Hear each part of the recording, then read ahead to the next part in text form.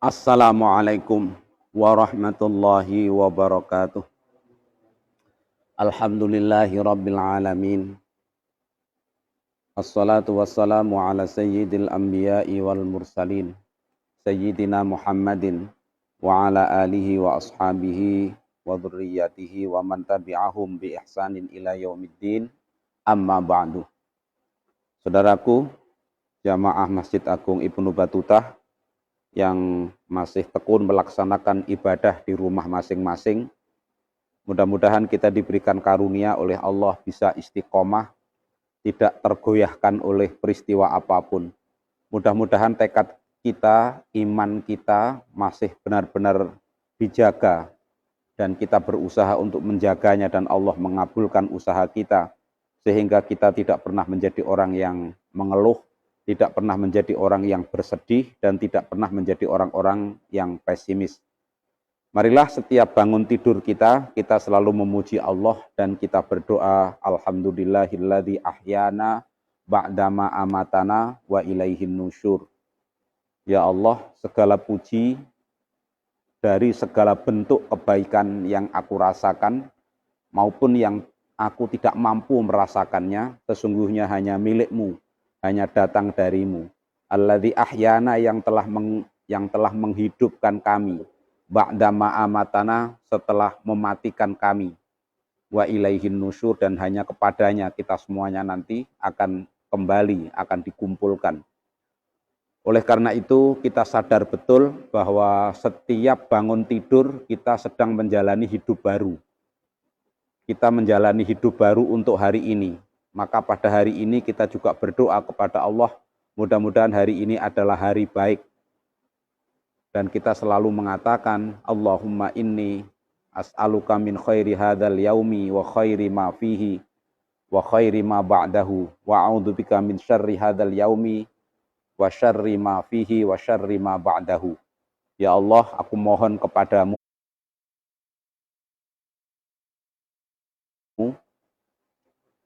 kebaikan hari ini dan kebaikan yang ada di dalam hari ini dan kebaikan yang ada setelah hari ini.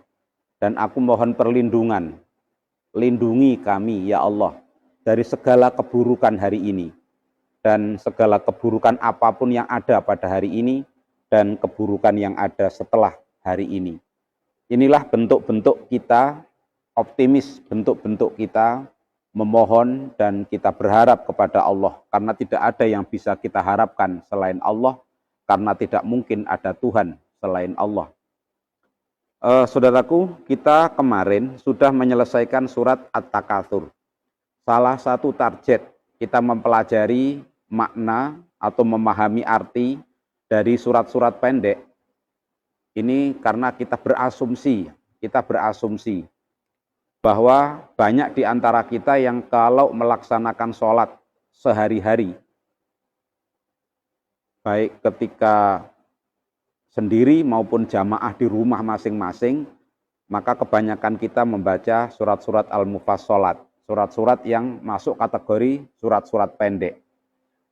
Sehingga ketika kita membaca surat pendek itu, paling tidak kita tahu isi secara global.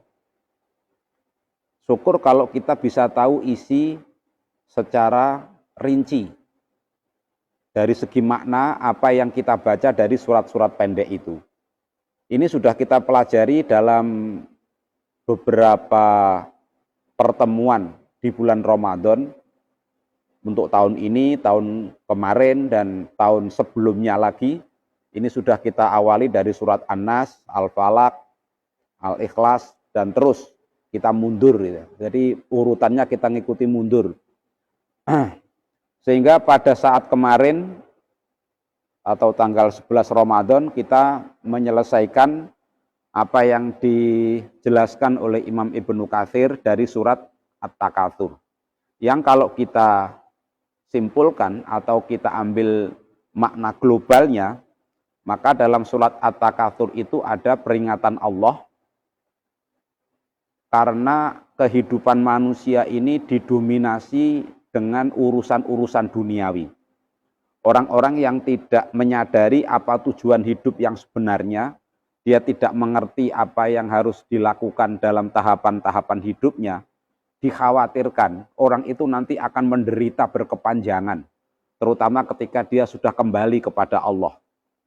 Dan ini Allah sangat sayang kepada kita, maka Allah informasikan agar kita tidak mengalami derita berkepanjangan dikarenakan kesibukan yang kita lakukan itu hanya berisi at-takatsur, hanya berisi memperbanyak harta dan memperbanyak persaingan dalam soal duniawi. Sehingga pada ayat yang kemarin atau pada surat yang kemarin sudah kita pelajari, ketika kita membaca surat at-takatsur, maka kita mendapatkan teguran dari Allah. Apakah benar apa yang selama ini kita lakukan sudah benar-benar mengarah kepada tujuan kehidupan akhirat. Jadi yang Allah fokuskan dari seluruh kehidupan manusia yang dibimbing melalui Al-Quran, itu agar manusia selalu sadar bahwa apapun yang kamu lakukan pasti dibalas. Apapun yang kamu lakukan pasti dibalas. Baik dilakukan ketika kita sendirian gak ada yang tahu, maupun kita lakukan di hadapan orang banyak. Baik kita lakukan ketika kita merasa punya kekuatan. Kalau kita merasa punya kekuatan, kita berbuat, kita yakin nggak ada yang balas. Kalau kita orang kuat, lalu kita melakukan kesalahan, orang yang kita perlakukan dengan tidak baik, itu nggak berani balas kita. Karena kita orang kuat. Tetapi sadar bahwa Allah pasti balas. Allah pasti balas, karena Allah itu Maha Kuasa, Allah itu Maha Kuat. Maka dari sini kita akan memunculkan rasa berhati-hati.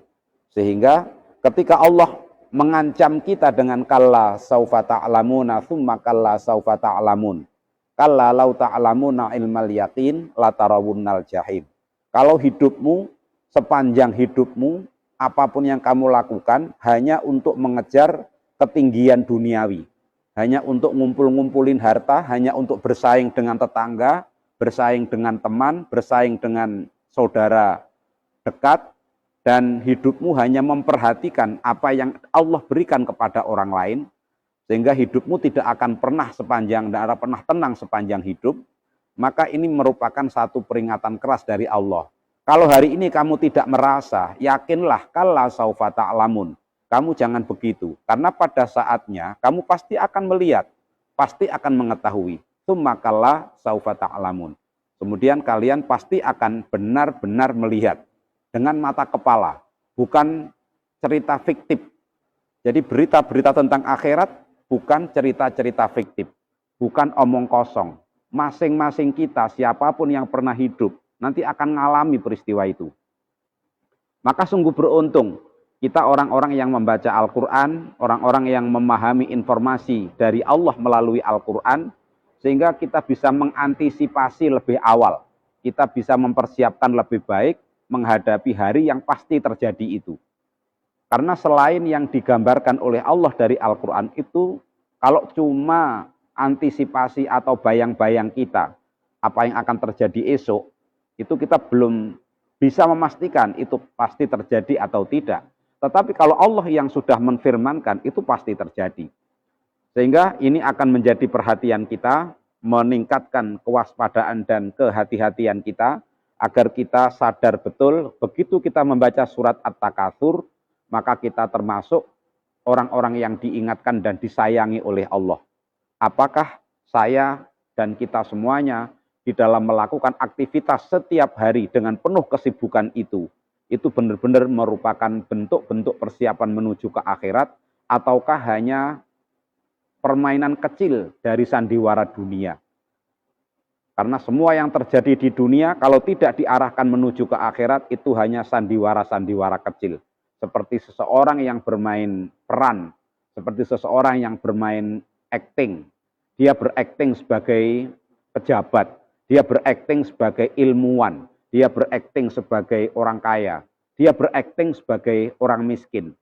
Kalau itu semua kita sadari bahwa ini adalah bagian dari pembagian peran dari Allah terhadap masing-masing kehidupan kita, yang nanti balasannya sesungguhnya adalah akhirat, maka kita tidak akan pernah memusingkan kehidupan dunia. Kita tidak dapat pangkat, tidak apa-apa. Memang peran kita bukan di pangkat. Kita tidak dijadikan ilmuwan oleh Allah juga tidak usah panik. Karena memang bagian peran kita bukan di itu.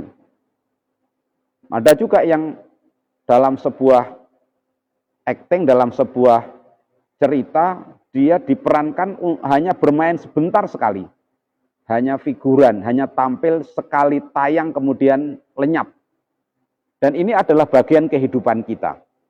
Maka sepanjang hidup kita memang sedang berperan. Tetapi peran kita ini bukan untuk kehidupan dunia ini. Tapi peran kita adalah permainan-permainan ini jangan diarahkan kepada arah-arah duniawi. Jadi penghargaan, apresiasi dari apa yang kita lakukan tidak kita harapkan dari manusia. Tidak kita harapkan mendapat balasan hanya di dunia. Tetapi benar-benar kita akan mendapatkan balasan di akhirat. Sehingga ayat kemarin ditutup dengan summa latus alunna yauma idzin anin naim. Lalu perhatikan betapa banyak Allah telah memberi fasilitas kepada kalian. Fasilitas napas kita bisa keluar, bisa masuk. Dan setiap napas yang keluar masuk itu tidak sesederhana yang kita pikirkan. Itu rumit. Sehingga yang harus masuk itu zat apa saja, yang harus keluar itu zat apa saja. Kemudian ketika masuk mempengaruhi apa dalam hidup kita, dalam badan kita, dalam jiwa dan raga kita. Ketika keluar itu mempengaruhi apa. Ketika kita bisa melihat, ketika kita bisa berbicara, ketika kita bisa berjalan, dan seterusnya. Itu nikmat-nikmat Allah yang menjadi fasilitas Allah agar kita mampu berbuat yang terbaik melalui nikmat itu. Maka jangan pernah melupakan nikmat-nikmat Allah itu dan jangan pernah beranggapan bahwa hidup ini tidak dikaruniai nikmat oleh Allah. Jangan pernah mengeluh, jangan pernah merasa kurang, jangan pernah menganggap bahwa nikmat-nikmat itu begitu kecil. Ingatlah ketika kita nanti satu persatu dari kita secara rinci, baik dalam urusan yang kita sadari atau kita anggap masalah besar, maupun dalam urusan yang tidak kita sadari, karena kita anggap itu masalah kecil dan tidak kelihatan sangat sepele, semua akan dimintai pertanggungjawabannya. Mudah-mudahan ayat yang kemarin bisa kita baca, kalau kita membacanya dalam keadaan sholat atau di luar keadaan sholat, kita bisa membacanya pelan-pelan dan kita bisa mengingatkan diri sendiri melalui ayat Al-Quran itu, sekaligus kita juga bercermin. Kita ngaca, apakah hidup kita sesuai dengan apa yang Allah gariskan, apa yang Allah perintahkan, seperti pada ayat itu. Ataukah kita masih menjadi orang-orang yang selalu melanggar aturan-aturan Allah? Apakah kita orang yang pantas disebut hambanya Allah? Ataukah jangan-jangan kita ini hambanya persaingan? Kita ini adalah budak-budaknya dunia. Kita ini adalah, kalau orang kalau orang Jawa itu punya istilah-istilah itu. Jadi kita ini bukan gedibal, bukan gedibalnya uang. Kita ini bukan gedibalnya pangkat, bukan gedibalnya urusan-urusan duniawi. Kita adalah orang-orang hebat yang diperankan oleh Allah untuk menjalani kehidupan dunia, untuk mendapatkan kehidupan yang jauh lebih baik di masa yang akan datang atau di kehidupan akhirat. Alhamdulillah itu sudah kita pelajari dan mudah-mudahan itu menjadi pelajaran betul. Selanjutnya kita akan membahas surat kelanjutan dari surat At-Takatsur dengan urutan mundur, yaitu surat Al-Qari'ah.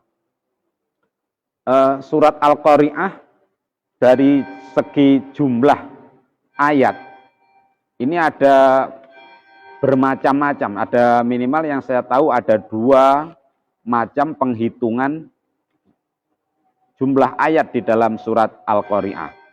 Ada yang menghitung itu 10 ayat, tetapi mayoritas itu menghitung 11 ayat. Dari surat Al-Qari'ah itu tidak ada yang berbeda pendapat soal nama surat, atau tidak ada nama lain. Tidak ada nama lain dari surat tersebut. Hampir semuanya sepakat namanya surat ini adalah Al-Qari'ah.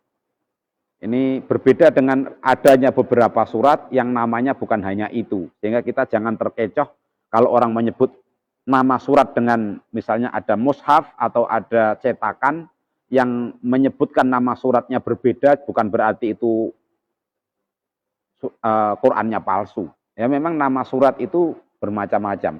Tapi untuk Al-Qari'ah itu namanya sama. Jadi di mushaf manapun, pendapat ulama yang manapun menyebut nama surat ini adalah Al-Qari'ah. Kemudian kesepakatan yang ketiga, itu adalah bahwa surat Al-Qari'ah ini disepakati. Ini turun sebelum Rasulullah hijrah. Maka semua ayat-ayatnya itu adalah ayat-ayat Makkiyah namanya. Ayat-ayat yang turun sebelum Rasulullah hijrah. Ini namanya ayat-ayat Makkiyah. Nama Al-Qari'ah diambil dari ayat 1. Al-Qari'ah. Ayat 1 ya hanya itu. Hanya Al-Qari'ah. Apa arti Al-Qari'ah? Jadi apa arti surat itu? Kalau kita buka di cetakan-cetakan terjemah atau di arti kata Al-Qari'ah, nama surat Al-Qari'ah itu Al-Qari'ah itu diartikan dengan hari kiamat. Ini memang pendapat umum ya, pendapat umum bahwa Al-Qari'ah itu adalah salah satu nama di antara penyebutan peristiwa besar yang nanti akan terjadi, yaitu namanya kiamat. Kalau kiamat semua orang sudah paham, jadi apa arti kiamat itu sudah paham. Tapi kalau kita menyebut pada Al-Qari'ah itu mungkin orang tidak semuanya paham. Dari makna bahasa, dari arti kata. Jadi arti katanya dari kata qara'a. Qara'a. Qara'a itu artinya mengetuk. Jadi kalau kita akan masuk rumah, maka rumah itu kita ketuk. Kalau sekarang mungkin pakai bel. Nah, mengetuk itu ada yang mengetuk wajar, tapi ada yang mengetuk tidak wajar. Yang mengetuk wajar itu namanya mengetuk pintu. Tapi kalau mengetuknya tidak wajar karena suaranya sangat keras, itu namanya gedor. Nah, Al-Qari'ah itu gambaran daripada mengetuk tetapi tidak wajar. Jadi kalau dari makna bahasa, Al-Qari'ah itu digambarkan rumah yang diketuk pintunya, tapi dengan suara yang sangat keras, sehingga seluruh penghuni rumah itu akan terkaget-kaget. Saking kagetnya, dia sudah tidak sadar apa yang harus dilakukan. Jadi awalnya pemahaman kata mengetuk itu adalah memberitahu bahwa di luar ada sesuatu atau di luar ada orang. Tetapi makna yang kemudian berkembang dari ayat 1 atau makna dari Al-Qari'ah atau nama surat ini kemudian menjadi salah satu ciri datangnya hari kiamat. Itu seperti pintu-pintu yang diketuk dengan suara yang keras, yang sangat keras, sehingga seluruh manusia itu nanti akan terkaget-kaget. Ketika dia diketuk pintunya, itu dia sedang sibuk beraktivitas. Peristiwa kiamat besar maupun peristiwa kiamat kecil. Kalau kiamat besar itu kiamat yang melanda seluruh alam semesta. Ketika nanti langit itu digulung, ketika semua air laut itu tumpah dan meledak, ketika nanti akan digambarkan di beberapa surat berikutnya, ini yang akan kita pelajari adalah tentang tanda-tanda atau peristiwa-peristiwa yang mengawali terjadinya hari kiamat. Jadi di antara peristiwa itu adalah Al-Qari'ah. Al-Qari'ah itu adalah adanya suara yang keras, yang digambarkan seperti orang menggedor pintu, dengan suara itu sehingga orang itu akan kaget dan dia akan meninggalkan semua aktivitasnya. Ini kalau peristiwanya nanti pada saat peristiwa kiamat kubro, kiamat besar. Tetapi sesungguhnya memang di kiamat-kiamat kecil, kiamat yang akan kita alami dari masing-masing kita, masing-masing kita nanti akan mati. Dan rata-rata ketika kita mati, itu kita nggak siap. Karena kita mati itu ketika kita sedang merencanakan sesuatu, atau kita sedang tengah-tengah mengerjakan sesuatu, atau kita belum selesai memproses sesuatu. Ada orang yang bikin rumah belum jadi mati. Ada orang yang ngasuh anaknya belum gede mati. Bahkan ada orang yang beli nasi goreng belum dimakan mati. Dan ini memang bentuk-bentuk dari terjadinya peristiwa yang sangat tidak disiapkan sebelumnya sehingga membuat orang itu kaget. Yang dikabari juga kaget, mati kok dadak. Ya semua peristiwa kematian nanti akan begitu. Jadi ya untung kalau orang itu bisa diberitahu kematiannya kapan. Jadi kadang-kadang kalau ada orang dihukum mati itu ya masih mending itu malah. Atau ada orang punya penyakit kemudian dokternya memvonis, oh ini tinggal sekian tahun. Itu kalau diambil pelajaran itu malah bagus. Berarti dia punya persiapan, bisa bertaubat, bisa mendekatkan diri kepada Allah dan menghadapi kematian dengan persiapan penuh. Tapi rata-rata orang itu akan menghadapi kematian dengan kepanikan dan ketidaksiapan. Nah, gambaran dari datangnya peristiwa kiamat atau kematian yang tidak dipersiapkan itulah gambaran yang mengagetkan. Nah, gambaran yang mengagetkan itu adalah Al-Qari'ah. Jadi apa Al-Qari'ah? Al-Qari'ah adalah salah satu peristiwa yang pasti nanti akan terjadi pada saat kiamat besar, dan ini juga akan terjadi pada saat kiamat kecil. Maka banyak kisah atau banyak cerita orang-orang yang akan meninggal itu pintunya diketuk. Ada yang mengetuk pintunya.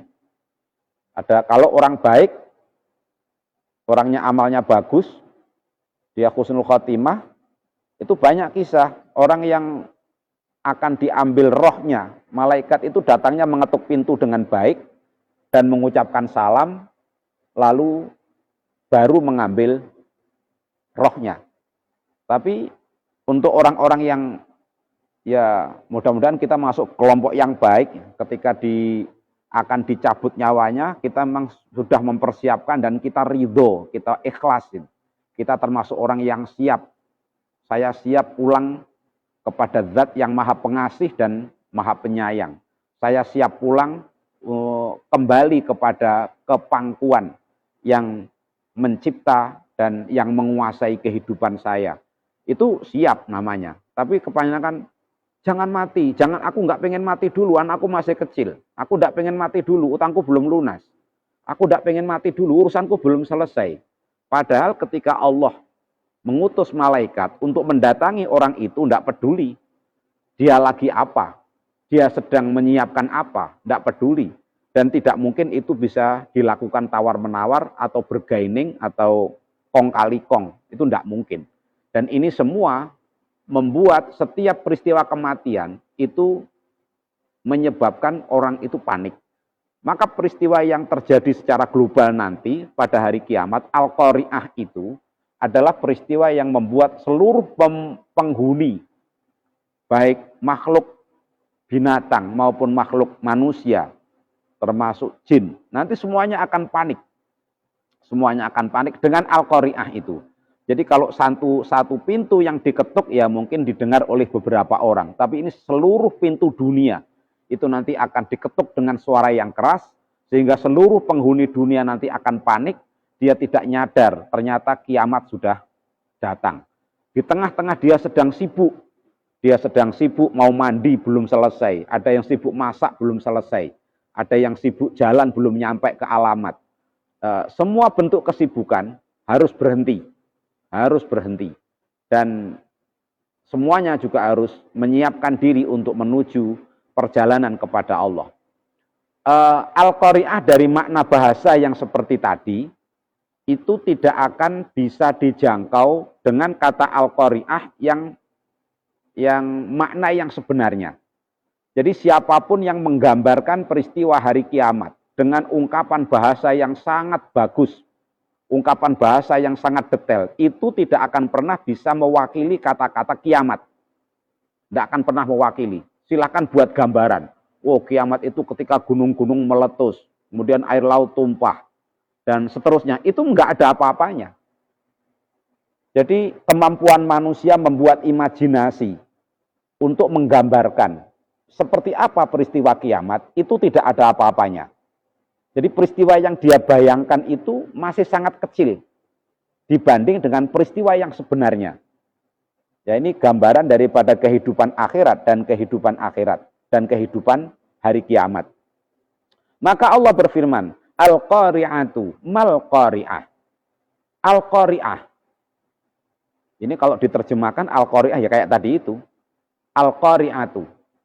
Adanya ketukan pintu yang sangat keras yang membuat semua orang terkejut dan panik sehingga meninggalkan semua aktivitasnya dan menjadikan semua orang kehilangan apa yang menjadi rencana dan tujuan hidupnya.